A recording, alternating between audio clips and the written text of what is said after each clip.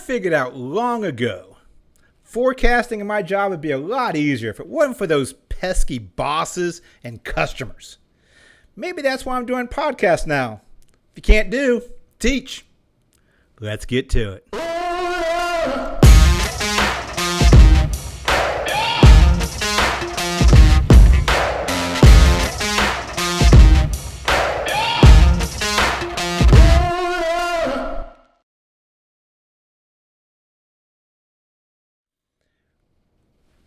Welcome. Another episode of IBF On Demand. I'm your underappreciated, passionate, and not so humble host, Eric Wilson. You can find me at eric@ibf.org. That's eric@ibf.org. Of course, we have a sponsor, Arkiva, your one-plan s&op software solution. And we have officially gotten back to physical live in-person events as well. We're still doing some town halls, still doing some virtual events, but we're doing some live in-person events as well.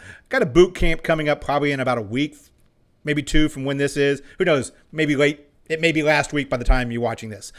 We have a boot camp coming up, fundamentals of forecasting, demand planning. Check it out. It's going to be in Las Vegas. But beyond that, check out all of it. The events we got coming up in 2022. The calendar is up. The calendar is available live. You can check out all the different events coming in next year. Come out. See you at one next year.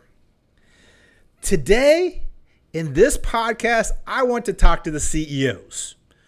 I want to talk to your CEO, or your boss is what I want to talk to. Because forecasting, demand planning, predictive analytics, face it, it's misunderstood. What you do in your job is misunderstood. So I want to talk to your CEOs one-on-one here so we can clear some things up. I hear some horror stories sometimes from people getting into companies and really forced to drive to targets or really just becoming aggregators and sales, each doing their own forecast.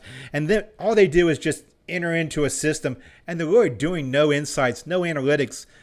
They're not adding value to the process, and the process isn't valuable. And they end up getting frustrated, ended up leaving or getting set targets that's unreachable inside their organization. I admit it's not the CEO's fault. They just haven't been told. So I'm going to tell them, I want you to go ahead, forward this podcast over to your COO. I'm sure that's going to go over well. So here's the message to them. You need to give your forecasters a raise.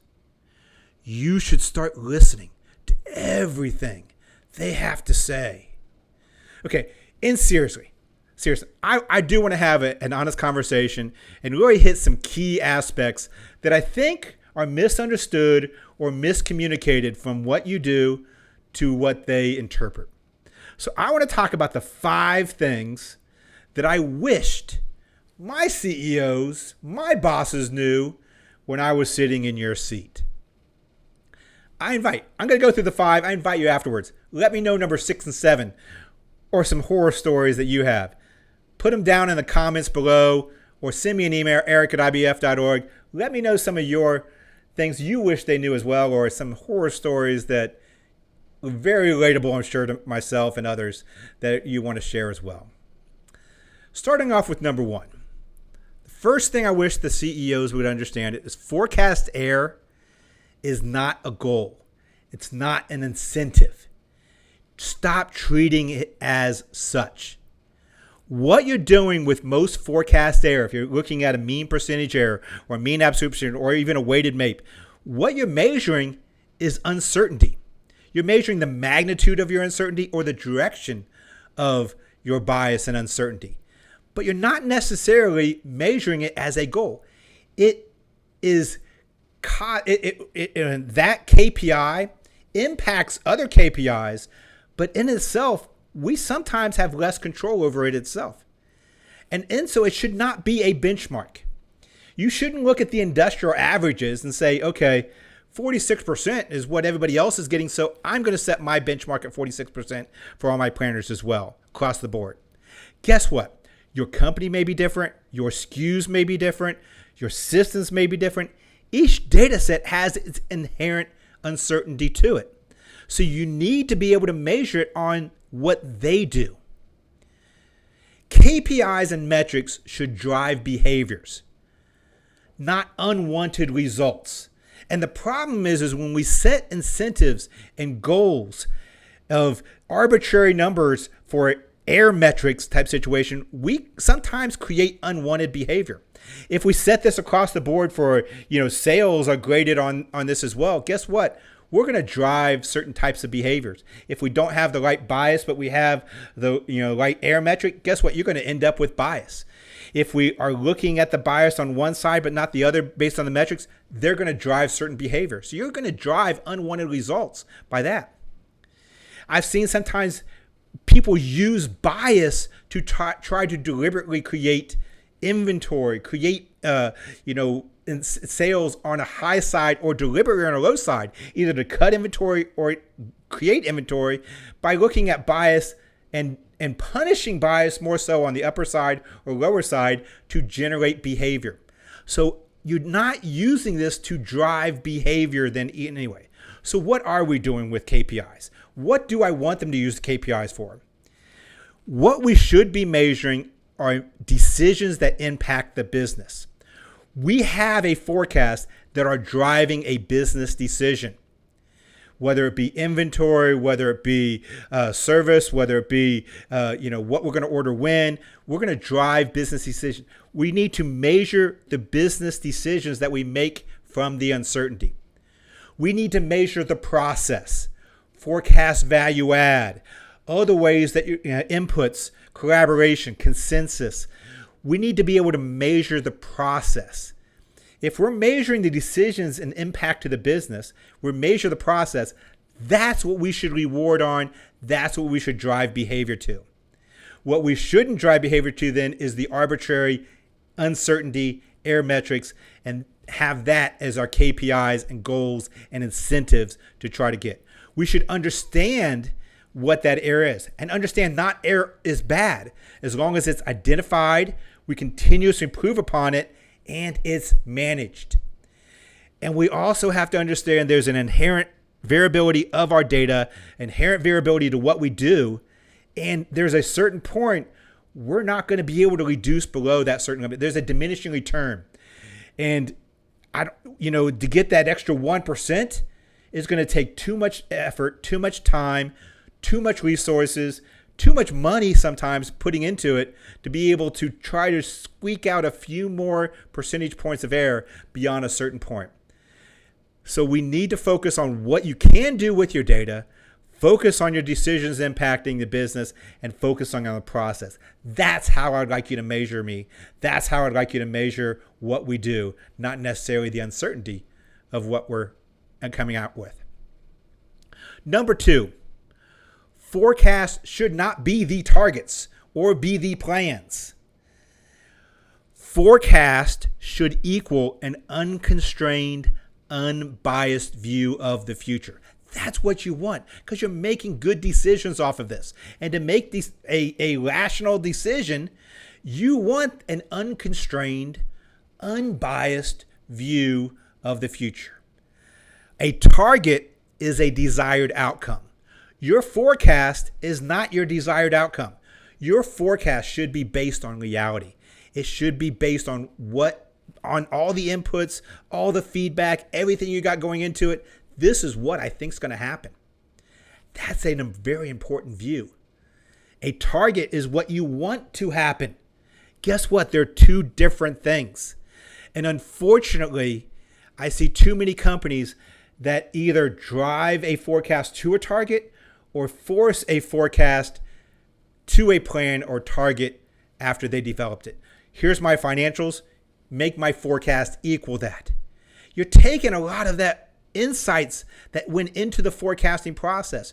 You're taking that out of it. You're adding constraints of what other people think it's going to be based on little science, based on subjective inputs sometimes.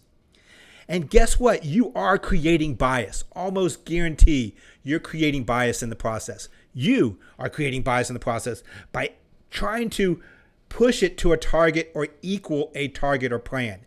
You need the visibility of both of them in a planning process, in a decision-making process.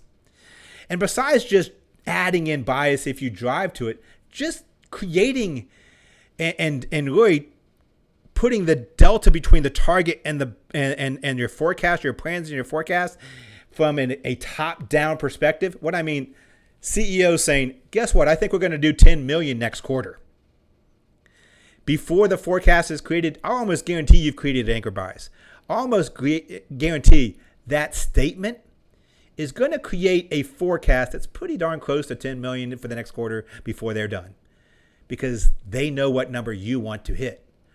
Whether you wanted to do that or not, you've created anchor bias. So try to keep those targets, try to keep the plans out of the forecasting process. By all means, afterwards, look at the deltas, understand the differences, help drive better decision making because of those differences. The difference between the forecast versus the target, that's going to be your risk. That's going to be your opportunity. But the only way to really get to that risk and opportunity part is to understand a forecast, unconstrained, unbiased, realistic view of what's going to happen in the future, and target your plan, what you desired, what you thought was going to happen, or what you want to happen in the future. This could be your wish cast. This is a forecast. Showing the two helps you make informed decisions. So please don't have the forecast equal your targets or plans. They can drive a plan or target, but your target and plan shouldn't drive your forecast. Number 3, don't change the forecast then to justify your decisions. I'm sorry. I'm going to be honest on this one. We have a forecast, and we just talked about a realistic, unbiased view of what's going to happen. Don't go manipulating that to justify a decision that you want to make.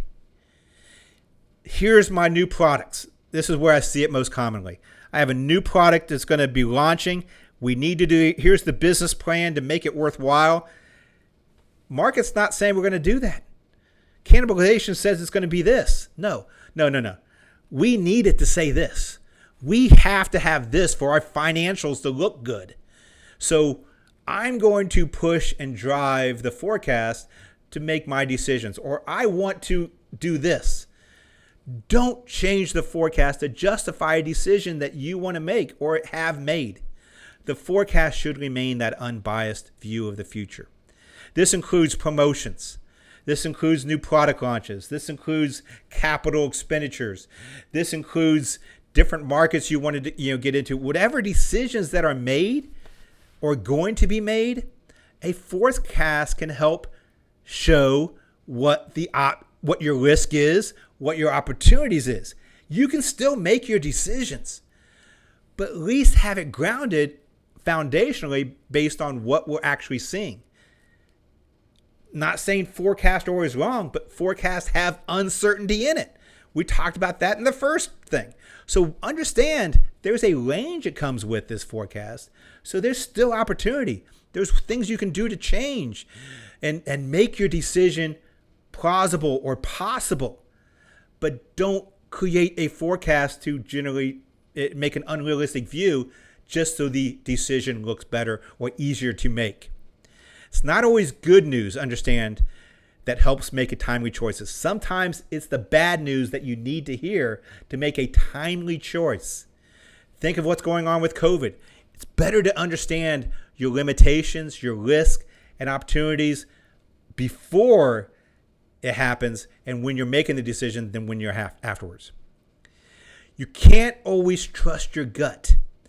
I know you're in a position because you are insights. You can see how things are connected. You can drive strategy and really bring that strategy into driving the organization. You have skill sets nobody else in the organization has. Yes, I admit that. But don't always trust your gut as well. Sometimes the math tells you something else. Sometimes other people's insights have different viewpoints as well that went into a forecast to drive that unbiased view of what's going to happen. Understand your overrides, you're doing nothing else but once again adding bias. adding that anchor bias, adding bias into the process. You're also taking away from the process that's already been established. And your gut, your feelings, your, what you wish cast of what you want the forecast to be, that's in essence just another forecast. And hopefully everything that went into the original forecast is a little bit more science-based, a little more math-based, a little more quantitative, with some qualitative inputs as well. We added all those things in. We understood what the feedback is from the customers and sales. A good process took all those things into consideration and to come up with a forecast at the end. And understand that you can be smarter with that view of forecast, target, wish cast, whatever you want to do. It doesn't mean that you need to change the original forecast. That means you need to use it and be you're still free to make any decision you want. It's now based on some reality, some science, some statistics to back it up then as well. I think we're on number 4 now of messages to my boss and CEO. A lot of what you and others are doing in the company is making our job harder. Some things that you do and others are doing, even though as a company may be the right decision to do, which is okay, but understand the side effect of those make forecasting a lot harder. So if you think we're going to continue to do the same forecast going forward, as you change things, add sales incentives, promotions, add SKUs, these things that you're doing are going to continue to add uncertainty. And as you add uncertainty, forecast is going to continue to get a little bit worse. So maybe the reason that we see the forecast slipping is not necessarily anything we're doing. Maybe it's something that the company's doing. It may be the right decision for the company, but understand the impacts it has to us then as well. Sales incentives. You could have a sales incentive, which is great, but you can create internal seasonality for the month that we're bringing things in from the next month into the last week of this month. It's a shell game sometimes. And what happens is we end up with this end of each period, increased sales, and at the first of each period, decreased sales. As I'm trying to figure out my weekly seasonality, I now have an internally created seasonal pattern based on sales incentive. And with the more that pattern is fluctuating, that's called uncertainty. I'm now creating uncertainty based on sales incentives. Yeah, we may be able to drive behavior, but we're also driving uncertainty. That uncertainty drives inventory. Is that extra sales? Are we getting it? Have we looked at the cash and inventory impact into it as well? Because guess what? Me in the middle creating a forecast that you can then drive other business decisions off of is going to be impacted. Same with promotions. Everyday low price, wonderful in my world, because guess what? That minimizes my uncertainty. As you run promotions, that interjects variability into my plan because you're creating behavior on the consumer that is then changing my patterns that I'm forecasting off of. Because that's what I'm doing. I'm looking at patterns and projecting them forward a lot of times. External variables, bringing those in and finding correlations and finding forecasts from that. But as we change consumer behavior, it impacts my forecast. There was a large soup company, not to mention the name with red and white labels, but they had a promotion doing a 10 for 10 promo that they ran. Guess what? People loved it. People went out and bought 10 cans of soup at a time because it was a good deal. And it didn't go bad. It was a pantry type of item. So as a result, sales skyrocketed the month they did a 10 for 10 promo in the beginning of fall, starting into soup season. But what happened during the winter? Sales dropped to next to nothing. When you looked at over time, that promotion, all they did was hit margin. It wasn't a good promotion. And not only did they hit margin, it caused all kinds of variability in the supply chain, bullwhip effect, people overreacting, the stores buying more than what they needed as a replenishment.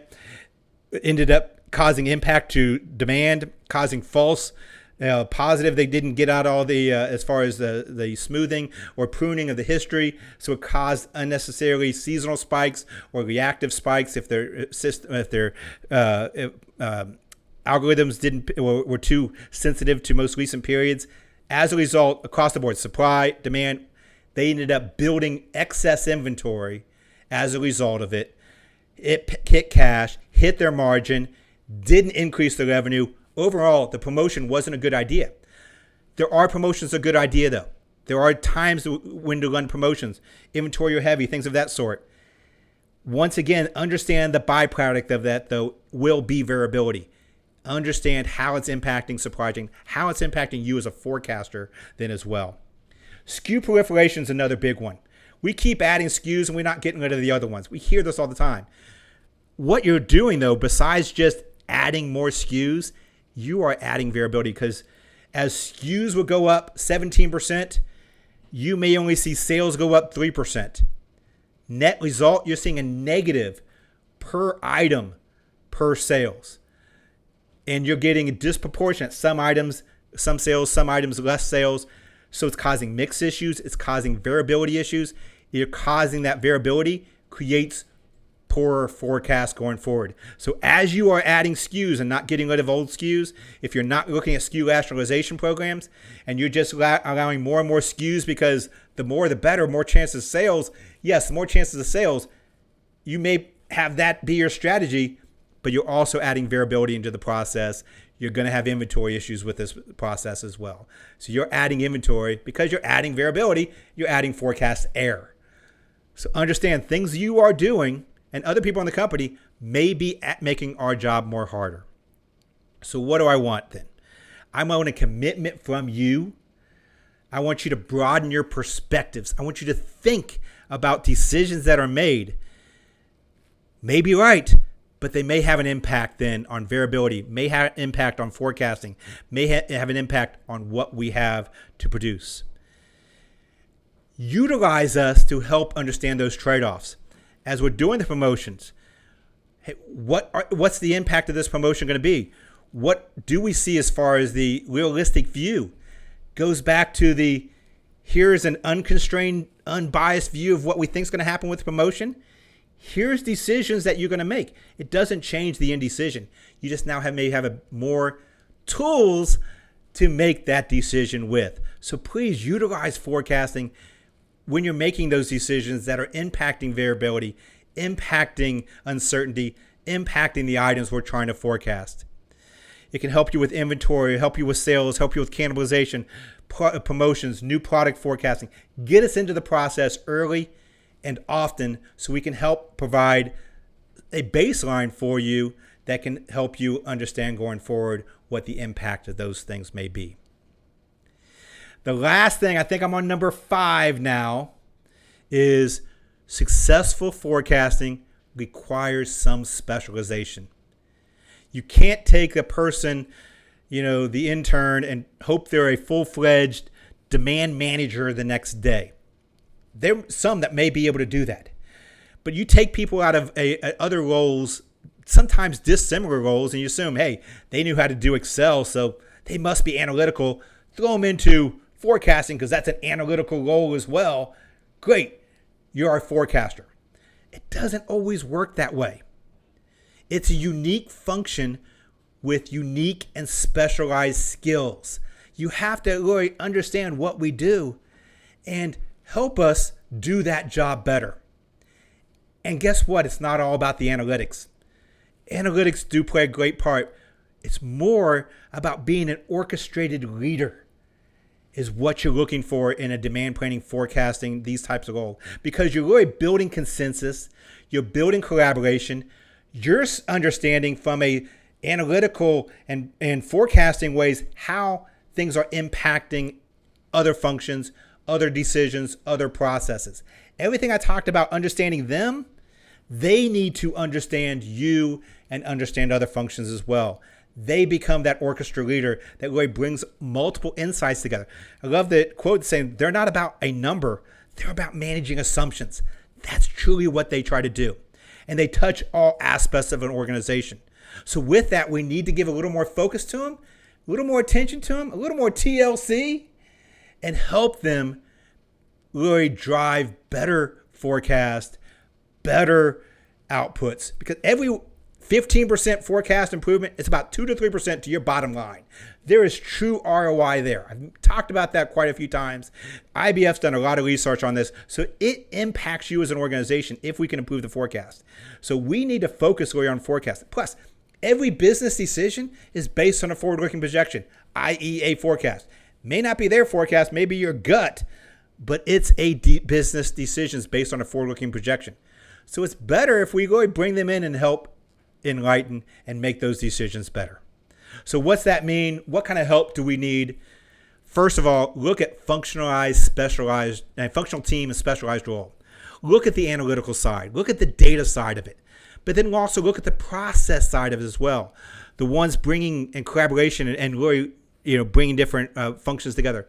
Look at the management of the s&op process, the demand reviews, that aspect of it as well.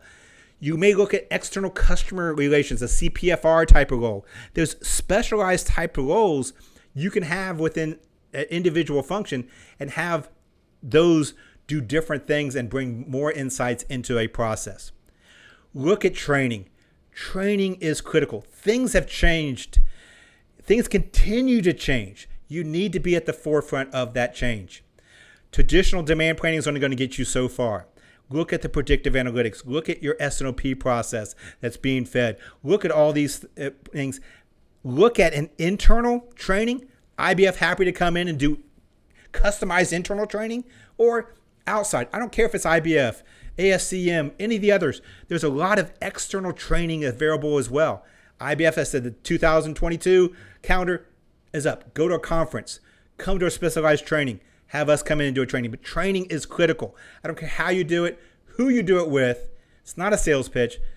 Training is important, though, and bring someone in and really look at focusing on a trained workforce. They're going to be more engaged. They're going to improve their forecasting, and it's going to improve business decisions. There's great benefit to it. Look at doing that as well. But also look at the tools and resources that they have as well. Data, you can say, yeah, data's great, but if you can't manage your data, you can't bring in your right data, you can't really do what you need to do. Look at it from the data side. Look at the modeling side of it. Are you being able to bring in external, are you being able to utilize this? Are you being able to work your process flow using some type of technology? Understand that. Your outputs, are they connected? Are people utilizing it? Yes. Understand the outputs as well. Technology has come a long way. Look at your current technology providers. There's a lot of new ones out there. There's some great ones out there. Understand what they can do for you. Start having those conversations, even if you're not ready today. Start having the conversation because you may be ready tomorrow. And then resources. Make sure you have the right team, the right number of planners per SKUs. IBF did a whole research on the number of SKUs per demand planner. You can check out that at ibf.org. Check out that research paper, how many SKUs per planner you should be managing. Make sure you're not overworking the team you have. You have the right team doing the right things to produce the right outputs. Well, the good news is we're at the end of a podcast and I can't get fired no matter what I said.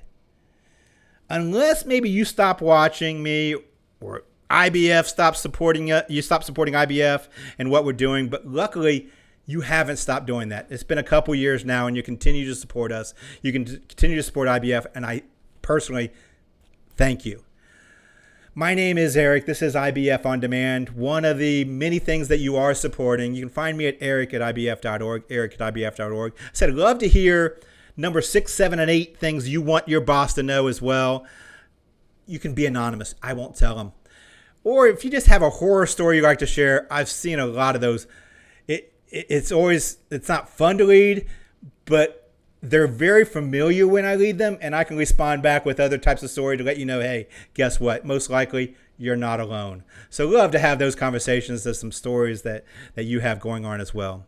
We do have a sponsor. I mentioned the technology aspect of it. If you want to check out Arkiva, check out Arkiva. It's a one-plan S&op software solution. They're a good end-to-end software solution. Does a lot with analytics as far as dynamic hierarchy planning, be able to help with your process. Check them out. That's one of many, but they're a sponsor of this, so check them out as well. I said check out our upcoming conferences. The whole 2022 season is up now.